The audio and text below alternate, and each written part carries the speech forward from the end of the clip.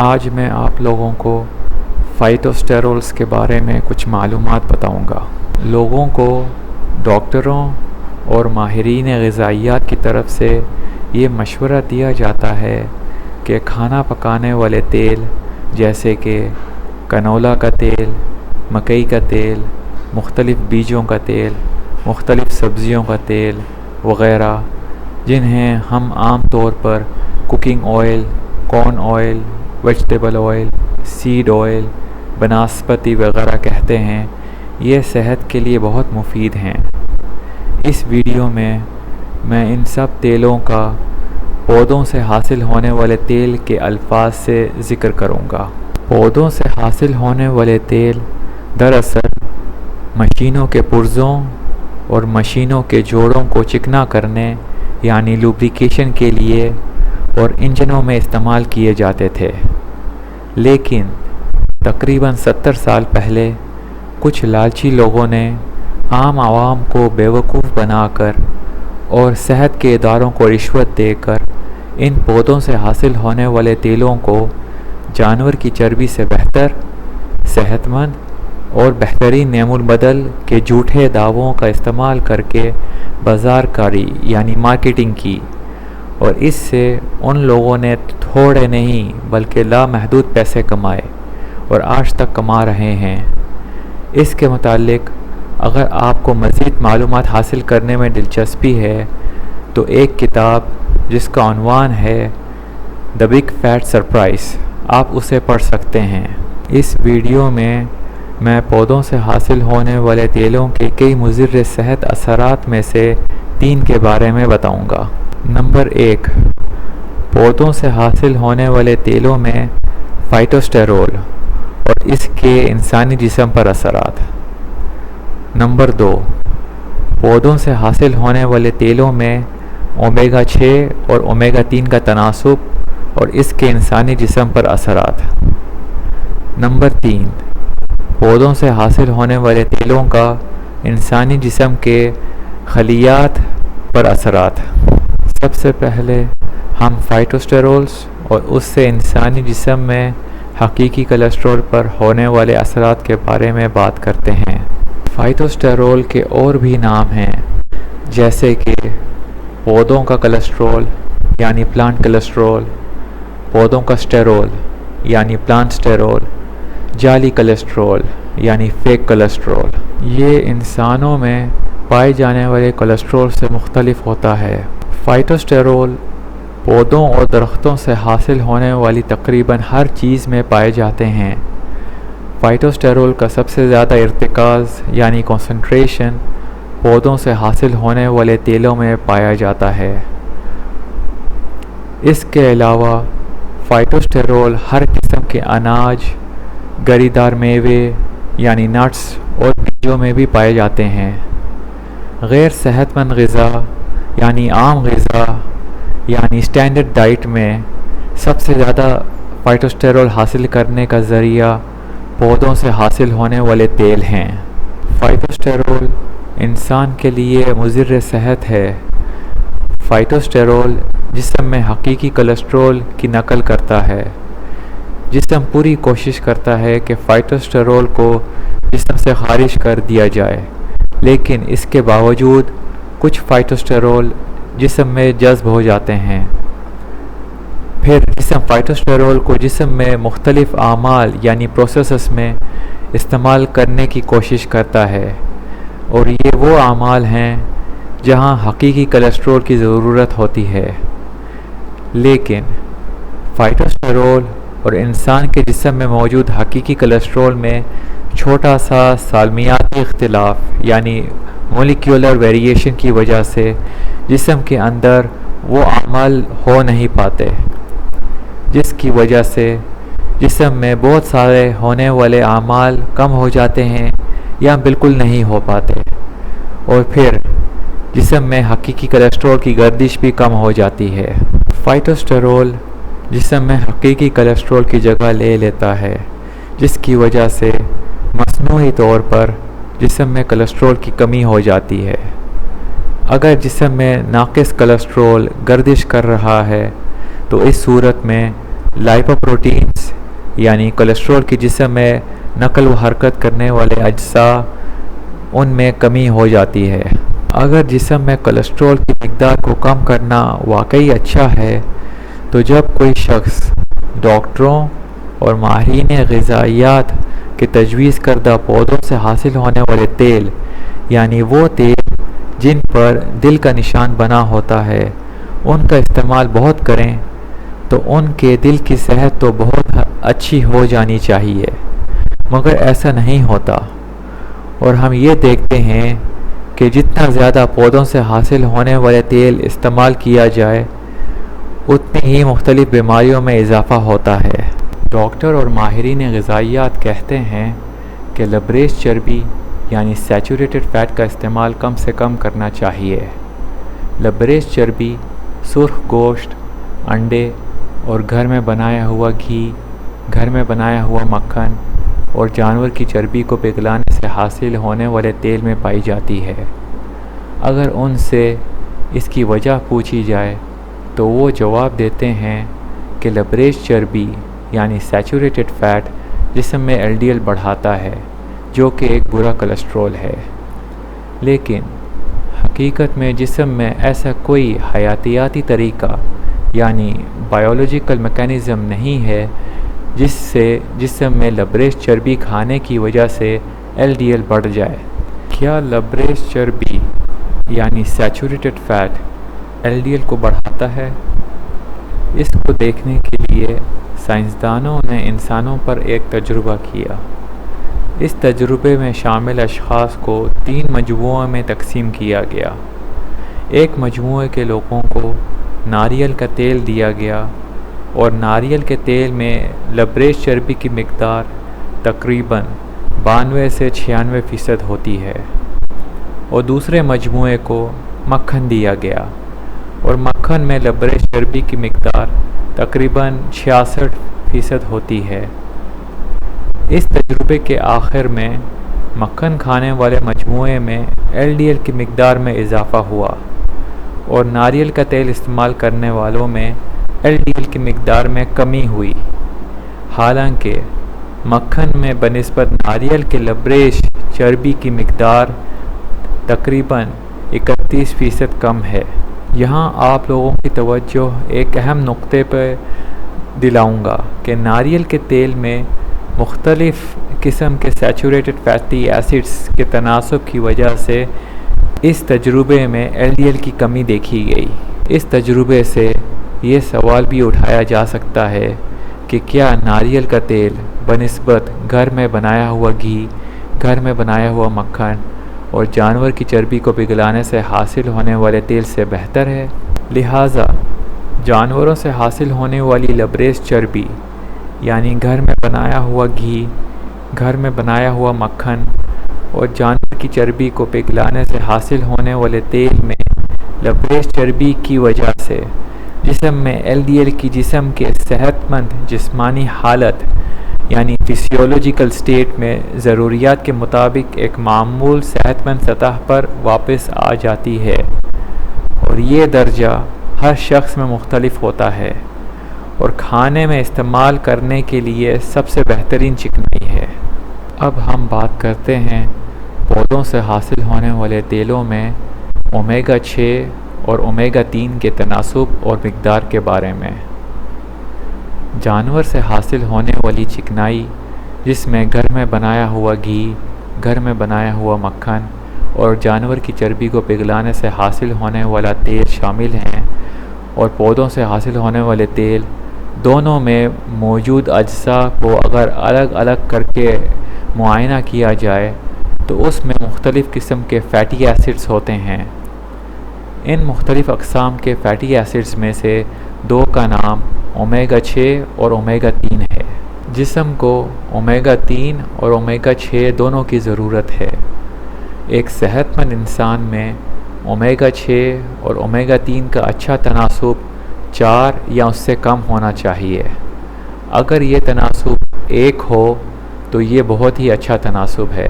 पौधों से हासिल होने वाले तेलों में ओमेगा 6 का तनासब बहुत ज़्यादा होता है। अगर कोई शख्स اپنے خون میں اومیگا 6 اور اومیگا 3 کے تناسب کا معائنہ کرائے تو یہ 20 سے اوپر ہی ہوگا، اور اگر لوگوں میں یہ 40 سے بھی اوپر ہو تو حیرانگی والی کوئی بات نہیں۔ کچھ سائنسی تحقیقات کے مطابق جسم میں اومیگا 6 کا زیادہ تناسب اور کئی جدید عرصے کی بیماریوں کے درمیان ایک قسم کا تعلق ہے۔ اومیگا 6 پر آسانی سے عمل تکسید یعنی آکسیڈائزیشن ہو جاتا ہے۔ عمل تکسید کا مطلب یہ ہے کہ کسی چیز پر کیمیائی عمل ہونے کی وجہ سے اس چیز کی کیمیائی ساخت یعنی کیمیکل سٹرکچر میں تبدیلی ہونا۔ اس کو آسان الفاظ میں اس طرح سمجھ سکتے ہیں کہ جیسے اگر آپ لوہے کو کھلی ہوا میں رکھیں گے تو نمی کا لوہے پر کیمیائی عمل کی وجہ سے لوہا زنگ آلود ہو جاتا ہے، یعنی لوہے کی کیمیائی ساخت تبدیل ہو جاتی ہے۔ پودوں سے حاصل ہونے والے تیلوں میں اومیگا 6 کی موجودگی کی وجہ سے ان تیلوں میں بہت تیزی سے کیمیائی رد عمل ظاہر کرنے کی فطرت ہوتی ہے، یعنی یہ بہت ری ایکٹیو ہوتے ہیں۔ پودوں سے حاصل ہونے والے تیل کا عمل تکسید کے مرحلے سے گزرنے کے لیے تھوڑی سی گرمی یا تھوڑی سی روشنی چاہیے۔ اگر آپ ان تیلوں کی شفاف بوتلوں کو بغیر کھولے ایک کمرے میں رکھ دیں تو عمل تکسید شروع ہو جاتا ہے۔ اس سے آپ اندازہ لگا سکتے ہیں کہ جب آپ ان تیلوں کو کھانا پکانے یا تلنے کے لیے استعمال کرتے ہیں تو ان کی کیمیائی ساخت کتنی تبدیل ہو کے مضر صحت اور زہریلی بن جاتی ہوگی۔ یہاں تک کہ کھانا پکانے اور تلنے سے ان تیلوں میں ایک کیمیائی مرکب یعنی کمپاؤنڈ بنتا ہے جسے الڈہائڈ کہتے ہیں۔ اگر آپ تقریباً 85 گرام آلو کی چپس ان تیلوں میں تلیں گے تو ان 85 گرام آلو کے چپس میں اتنے الڈہائڈز ہوں گے جو تقریباً سگریٹ کے ایک پورے ڈبے میں سگریٹوں کو استعمال کرنے سے جسم میں شامل ہوں گے۔ اور جب ہم استعمال شدہ تیل کو ایک سے زائد مرتبہ استعمال کرتے ہیں تو آپ خود اندازہ لگا لیں کہ اس کے مضر صحت اور زہریلے اثرات کتنے گنا بڑھ جاتے ہیں۔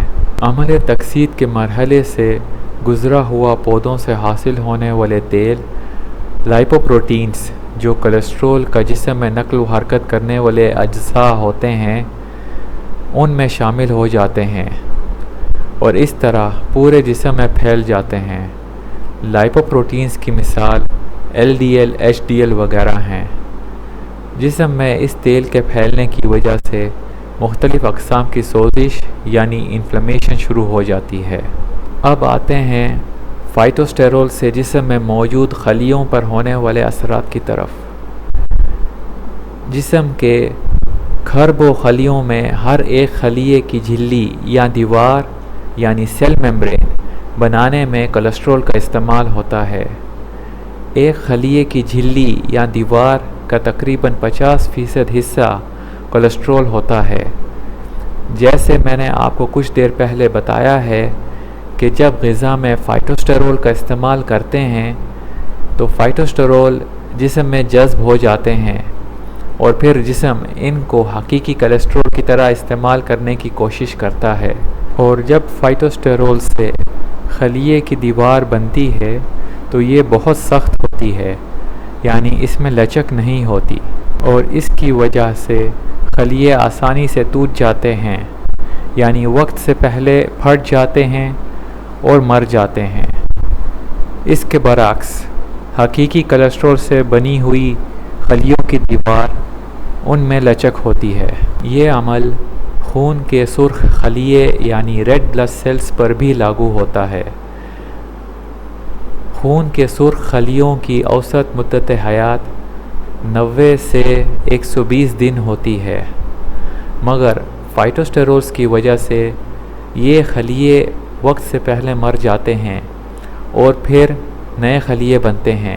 انسانی جسم میں بہت سی شریانیں جو خون کو دل سے جسم کے مختلف حصوں تک لے کے جاتی ہیں ان کا قطر بہت باریک یعنی نیرو ہوتا ہے۔ عام طور پر اگر خون کے سرخ خلیوں کی دیوار حقیقی کولیسٹرول سے بنی ہو تو جب یہ خلیے باریک شریانوں میں داخل ہوتے ہیں تو خلیوں کی دیوار میں لچک ہونے کی وجہ سے ان خلیوں کی شکل میں چوڑائی کے بنسبت لمبائی میں اضافہ ہو جاتا ہے، یعنی یہ ایلونگیٹڈ ہو جاتے ہیں تاکہ آسانی سے ان شریانوں میں داخل ہو سکیں۔ جب ان خلیوں کی دیوار فائٹوسٹرول سے بنی ہوتی ہے تو ان خلیوں کی دیوار میں لچک نہیں ہوتی اور ان کا ان باریک شریانوں سے گزرنا مشکل ہو جاتا ہے اور وقت کے ساتھ کم ہو جاتا ہے۔ اگر یہ خلیے باریک شریانوں میں سے گزر بھی جائیں تو ان کا شریانوں کی دیواروں کے ساتھ رگڑنے کی وجہ سے شریانوں کی دیواروں کو نقصان پہنچتا ہے، جس کی وجہ سے شریانوں میں سوزش یعنی انفلیمیشن ہو جاتی ہے، جو کہ مختلف قسم کے دل کی بیماریوں کا سبب بنتی ہیں۔ خون کے سرخ خلیے اسی خون میں گردش کر رہے ہوتے ہیں جس میں گلوکوز بھی موجود ہوتا ہے، جو کہ ایک قدرتی اور معمول کا عمل ہے۔ خون کے سرخ خلیوں کی مدت حیات جتنی چھوٹی ہوگی، ان خلیوں کے ساتھ چپکنے والے گلوکوز کی مقدار اتنی ہی کم ہوگی۔ اس کے برعکس، خون کے سرخ خلیوں کی مدت حیات جتنی لمبی ہوگی تو ان خلیوں کے ساتھ چپکنے والے گلوکوز کی مقدار اتنی ہی زیادہ ہوگی۔ HbA1c کا معائنہ خون کے سرخ خلیوں کے ساتھ جڑے ہوئے گلوکوز کا تناسب ظاہر کرتا ہے، اور یہ ان خلیوں کی مدت حیات یعنی 90 سے 120 دن کے دورانیہ کا اوسط تناسب ہوتا ہے۔ اگر کسی ایسے شخص جس کی غذا میں فائٹوسٹرول شامل ہیں اور اس کا HbA1c کا معائنہ کیا جائے تو نتیجے میں HbA1c کا تناسب بہت کم ظاہر ہوتا ہے۔ ظاہری طور پر تو یہ ایک اچھی علامت ہے، مگر اگر فائٹوسٹرول کا جسم میں موجودگی اور خلیوں پر اثر کے عمل پر غور کیا جائے تو ایسے شخص میں HbA1c کا تناسب بہت اچھا ہونا ایک اچھی علامت نہیں ہے۔ اس صورت میں HbA1c مصنوعی اور غیر صحت مند طریقے سے کم ہے۔ اب اس کے برعکس، اگر ایک ایسا شخص جس نے فائٹوسٹرول سے اور نشاستہ یعنی کاربوہائیڈریٹس سے مکمل طور پر اجتناب کیا ہوا ہے اور وہ صرف سرخ گوشت، انڈے اور جانور سے حاصل ہونے والی چکنائی کا خوراک میں استعمال کرتا ہے تو کچھ عرصے کے بعد اس کا HbA1c کا معائنہ کیا جائے تو نتیجے میں HbA1c کا تناسب تھوڑا بڑھا ہوا نظر آ سکتا ہے۔ ظاہری طور پر تو یہ ایک بری علامت ہے، مگر فائٹوسٹرول کا جسم میں عدم موجودگی کی باعث خون کے سرخ خلیے جلدی نہیں مرتے، بلکہ ان کی اوسط مدت حیات 90 سے 120 دن سے بھی تقریباً 50% زیادہ تک تجاوز کر جاتی ہے۔ تو ایسے شخص میں HbA1c کا تناسب تھوڑا بڑھا ہوا ہونا ایک بری علامت نہیں ہے۔ اس صورت میں HbA1c قدرتی اور صحت مند طریقے سے بڑھی ہوئی ہے۔ اس سے یہ پتہ چلتا ہے کہ HbA1c کے معائنے میں جسم میں غیر معمولی گلوکوز کے تناسب کے اثرات دیر سے نظر آنے کی ایک وجہ لوگوں کا کھانوں میں فائٹوسٹرول اور پودوں سے حاصل ہونے والے تیل کا استعمال کرنا ہے۔ اس ویڈیو میں میں نے پودوں سے حاصل ہونے والے تیلوں کے کئی مضر صحت اثرات میں سے 3 کے بارے میں بتایا ہے۔ نمبر 1، پودوں سے حاصل ہونے والے تیلوں میں فائٹوسٹرول اور اس کے انسانی جسم میں اثرات۔ نمبر 2، پودوں سے حاصل ہونے والے تیلوں میں اومیگا 6 اور اومیگا 3 کا تناسب اور اس کے انسانی جسم پر اثرات۔ نمبر 3، پودوں سے حاصل ہونے والے تیلوں کا انسانی جسم کے خلیات پر اثرات۔ اس ترسیم میں آپ دیکھ سکتے ہیں کہ کون سے پودوں سے حاصل ہونے والے تیلوں میں فائٹوسٹرول کی کتنی مقدار ہے۔ اس ترسیم میں سب سے کم فائٹوسٹیرول کی مقدار ناریل کے تیل میں ہے۔ سرسوں کا تیل اور السی کے بیجوں کا تیل میں بنسبت ناریل کے تیل کے فائٹوسٹیرول کی مقدار کئی گنا زیادہ ہے۔ اس ترسیم میں سے میں ان پودوں سے حاصل ہونے والے تیلوں کی طرف نشاندہی کروں گا جو ہم عام طور پر استعمال کرتے ہیں۔ ہم بائیں جانب سے شروع کرتے ہیں۔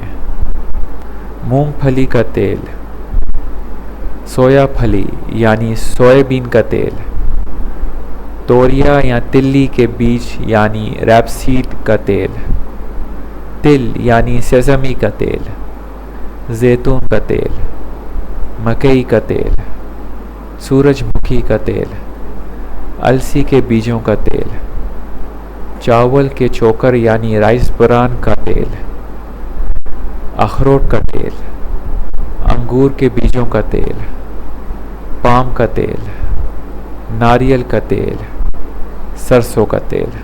یہ تو تھا پودوں سے حاصل ہونے والے تیلوں کے کئی مضر صحت اثرات میں سے 3 کے بارے میں کچھ معلومات۔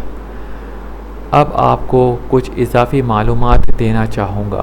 اس وقت درختوں اور پودوں سے حاصل ہونے والی اشیاء ہماری غذا کا کم از کم 70 سے 80% حصہ بن چکا ہے، اور یہ تناسب بڑھ رہا ہے اور بیماریاں بھی بڑھ رہی ہیں۔ کسی بھی قسم کا پودوں سے حاصل ہونے والا تیل، گھی، مکھن یا جانور کی چربی اگر ان کے ساتھ نشاستہ یعنی کاربوہائیڈریٹس ملایا جائے تو یہ مرکب یعنی ایک ساتھ استعمال کرنا صحت کے لیے بہت خطرناک ہے۔ نشاستہ تقریباً ساری جدید عرصے کی بیماریوں کی جڑ ہے۔ اب آپ لوگوں کے دماغ میں یہ سوال آ رہا ہوگا کہ نشاستہ کن چیزوں میں ہوتا ہے اور جانوروں سے حاصل ہونے والی چکنائی کے علاوہ خوراک میں کیا استعمال کرنا چاہیے؟ تو اس کے لیے اور مزید معلومات کے لیے میری پچھلی نشر کی گئی ویڈیو دیکھیں، جن میں سے کچھ کے رابطے میں نیچے ڈسکرپشن یعنی تفصیل والے خانے میں بھی دے دوں گا۔ میرا آپ لوگوں کو یہ معلومات بتانے کا مقصد یہ نہیں کہ جیسا میں کر رہا ہوں آپ بھی اسی طرح کریں، بلکہ جو معلومات میں دے رہا ہوں اس کو سمجھیں اور پھر فیصلہ کریں کہ کیا آپ دی گئی معلومات کو آزمانا چاہتے ہیں۔ عاقل بنیں اور صحیح کھائیں، کم نہ کھائیں۔